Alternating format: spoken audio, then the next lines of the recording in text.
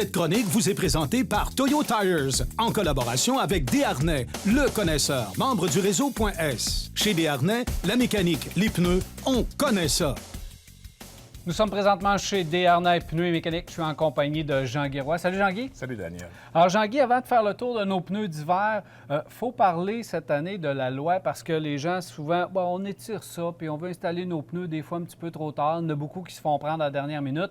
Mais là, cette année, il y a un changement important à la loi. Oui, on raccourcit la saison d'installation de pneus de 15 jours parce qu'avant ça, on avait jusqu'au 15 décembre, selon la loi qu'on s'est donnée depuis 2008. Mais cette année, c'est reporté et on devance ça jusqu'au 1er décembre. Donc, le 1er décembre, il faut que notre véhicule soit muni de nos 4 pneus d'hiver pour, justement, être légal pour rouler au Québec. Donc, ça arrive vite, là. Fait il reste un mois. Faut pas attendre là, avant de prendre son rendez-vous. Il reste un mois. Donc, c'est important de ne pas attendre la dernière minute. Puis, de toute façon, les gens sont de plus en plus préventifs et vont l'installer d'avance. Et le fameux mythe qu'on avait peur que nos pneus fondent, ça n'avait aucun bon sens, c'est quand même atténué parce qu'on roule en moyenne, un consommateur moyen roule entre 15 et 20 000 km par année. Donc, c'est pas le 1500 km qu'on va rouler qui va faire la différence dans le mois qu'on va avoir installé nos pneus d'hiver. Aussitôt que les journées raccourcissent le moindrement, le bitume vient moins chaud. Fait qu'à ce moment-là, il n'y a pas de problème pour le caoutchouc. C'est sûr, Jean-Guy, que ça ne fera pas de changement pour la plupart des gens. Mais Absolument. les retardataires, ceux qui sont pas mal toujours à la dernière minute, puis vous le vivez, là, ceux qui arrivent le 14 décembre, ceux qui arrivaient dans la première semaine, deuxième semaine de décembre, on en a vu beaucoup. Donc, ces gens-là vont se faire prendre à la dernière minute. Oui, puis c'est tannant pour ces consommateurs-là, mais en plus, c'est qu'ils se sont mis en péril souvent parce qu'ils ont rentré à la maison des soirs où que c'était dangereux parce qu'ils se sont fait prendre avec une météo qui a changé rapidement dans la journée. Et c'est fréquent, où on part le matin pour aller travailler, puis oups, c'est glissant ce matin, puis on n'est pas encore bien chaussé. Fait que c'est de courir après le trouble pour rien, dans le fond. Fait que c'est aussi bien de s'équiper davantage plus rapidement, puis d'installer ça, puis on se sent en sécurité et la sécurité de nos passagers. Fait que donc, à ce moment-là, on peut se rouler la tête tranquille. 1er décembre à retenir. Oui, absolument. Quelle manufacture on commence? On a Yokohama. Yokohama, c'est un pneu intéressant, le IG53. C'est un pneu glace et neige. C'est un pneu aussi qui va être bien adapté pour toutes les voitures intermédiaires. Voiture costaud, le moindrement, on va être capable de le prendre très bien. À cause justement de sa forme. On parle souvent de la forme d'une bande de roulement. Ouais. Ici, on le voit bien. La bande centrale qui est très large. Et en plus, c'est un pneu unidirectionnel et l'épaulement qui est très carré aussi.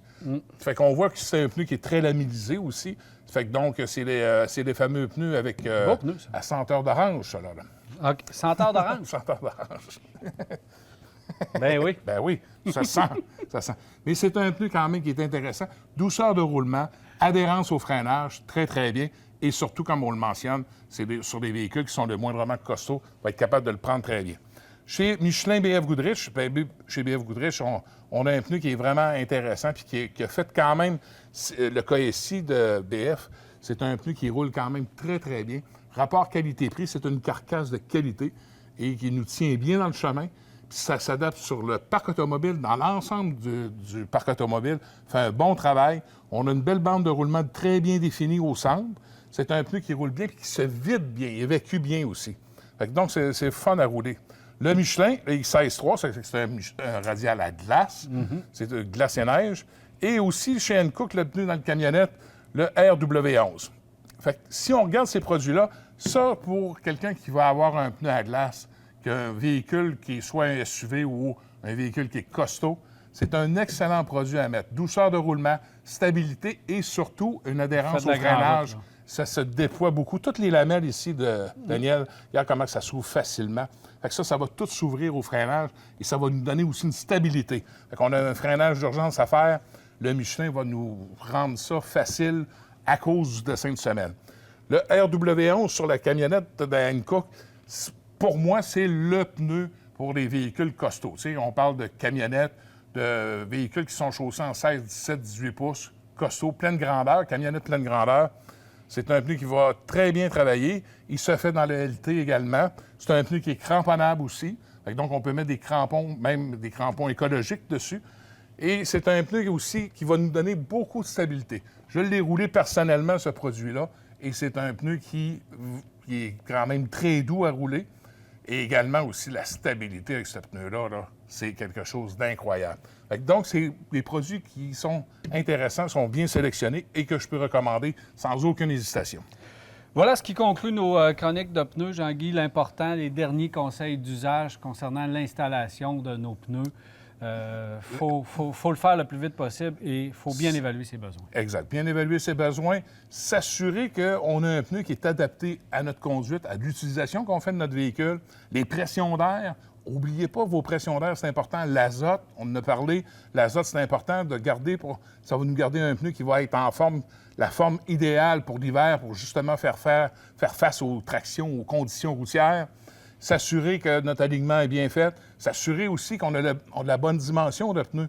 Souvent, des fois, on voit des films d'horreur arriver dans l'atelier parce qu'il y a des véhicules qui n'ont pas été équipés de la bonne dimension de pneus. On a voulu convertir, on ne s'est pas arrêté. Donc, il faut respecter le 3 % de marge de manœuvre. C'est tous des trucs importants. Pression d'air dans les pneus. Vos pneus, n'oubliez pas la permutation. La permutation, c'est tellement important. On va chercher 15 à 20 % de longévité sur nos pneus si on fait la rotation de nos pneus. C'est quelque chose, ça. Ouais. C'est quelque chose au niveau de l'environnement, quelque chose au niveau du portefeuille. C'est des économies, ça. Donc, faites votre rotation. Pression d'air, rotation, alignement, c'est les 3 facteurs qui rentrent en ligne de compte sur la vie de notre pneu. Donc, faites-le. C'est avec ça que vous allez économiser beaucoup. Voilà pour les pneus. Au cours des prochaines semaines, on s'occupe de la mécanique pour préparer notre voiture pour l'hiver. Il faut avoir des bons pneus, mais il faut avancer aussi. Ah oui? On va s'occuper de la mécanique. On va s'occuper de ça. Okay. Merci beaucoup, Jean-Guy. Moi, ça sent l'orange. Ça sent l'orange, ça. Au plaisir.